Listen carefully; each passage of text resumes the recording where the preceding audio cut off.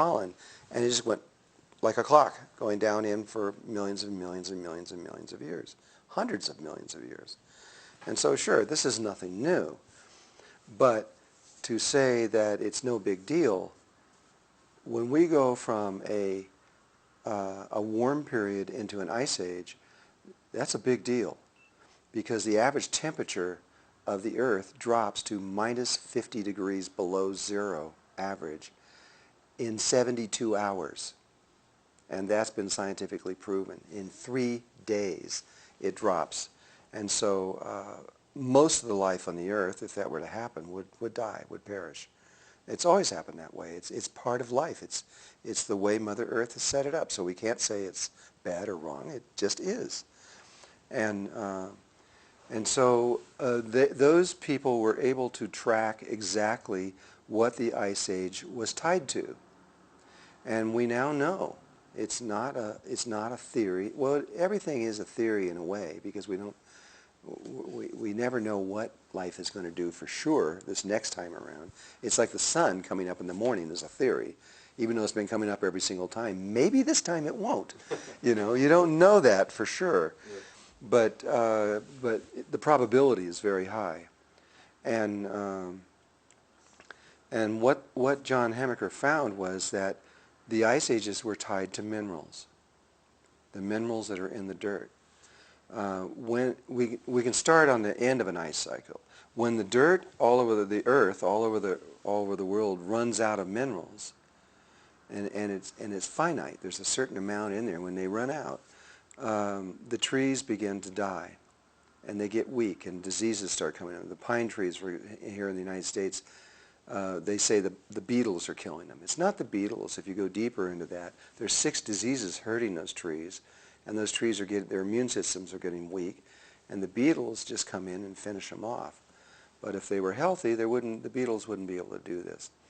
And so when the trees begin to die, the forest fires begin to happen, and every acre of trees, just an average acre of trees, holds 50,000 tons of carbon dioxide.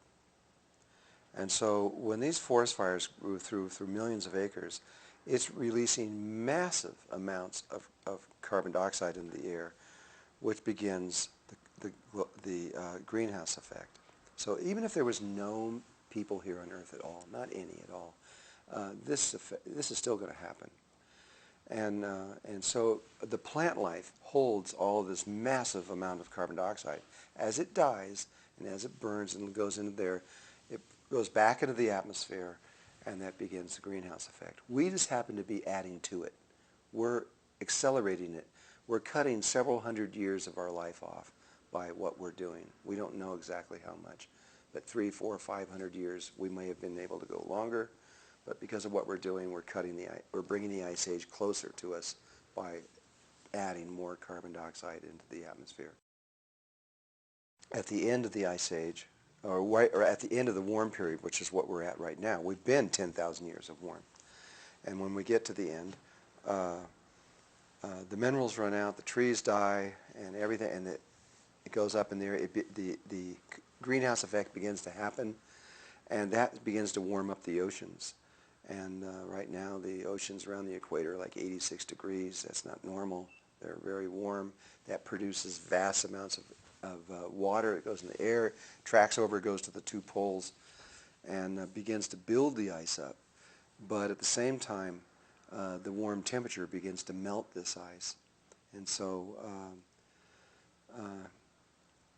now there is another factor in this which Dr. John Hamaker didn't understand. And that is the ocean currents and how they hold the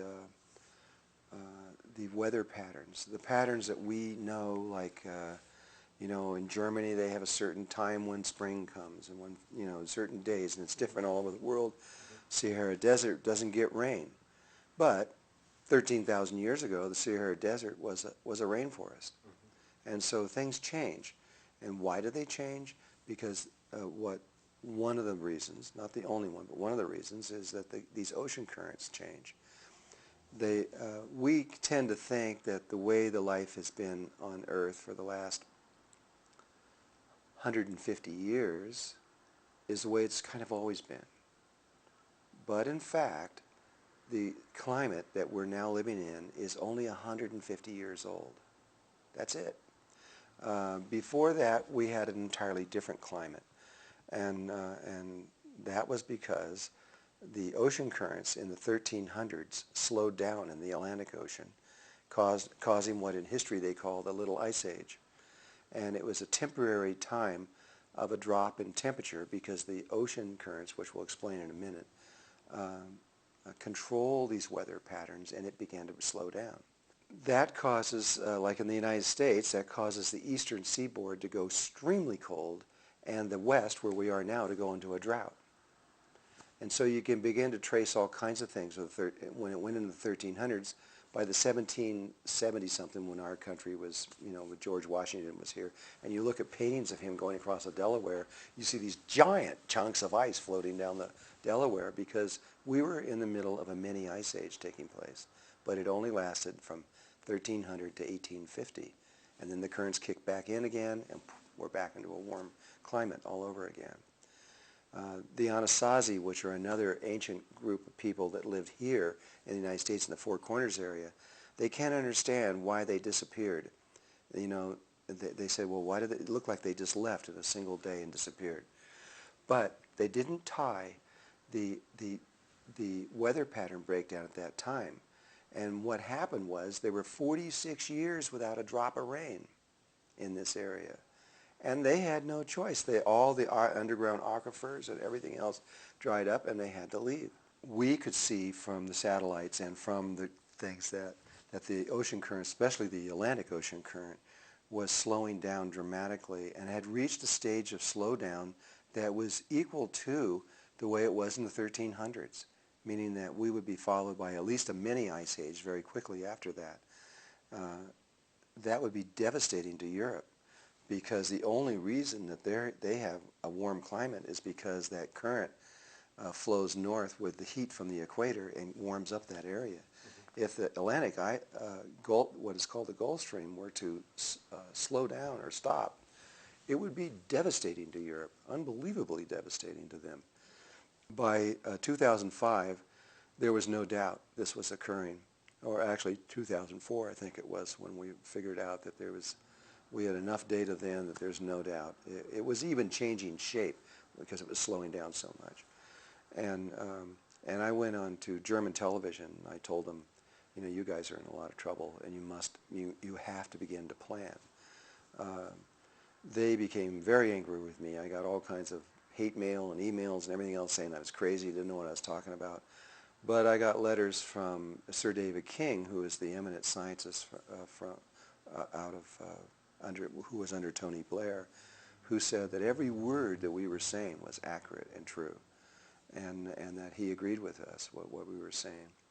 And Andrew Marshall out of the Pentagon, Bush didn't want him to talk about this stuff, but he did it anyway, and he published in February 7th of 2004, he published in, Fortune magazine, all the secret papers of the Pentagon about weather. He showed how the satellites only 30-something years ago of what the North Pole looked like, and it's like this, and then he shows it in 2004, and it's 42% melted. And the following year after that, the biggest ice shelf at the North Pole broke apart. It was an ocean of water, literally melted and broke apart. You see, as these minerals run out and they start causing the greenhouse effect and heating up the oceans, they start melting the poles. And when the poles start melting, the ice at both the North and the South Pole is fresh water, not salt water. And what drives these currents, the motor that drives these currents, is not heat, it's salt. And so if you look at the Atlantic current, it comes up by the equator, and it comes up to the surface, and it's like a hot river flowing on the surface that heads north. And it keeps going north until it gets way up by Greenland, where as far as it can go, and then it drops to the bottom. And what's dropping to the bottom is the salt. And that's what's pulling the water up. That's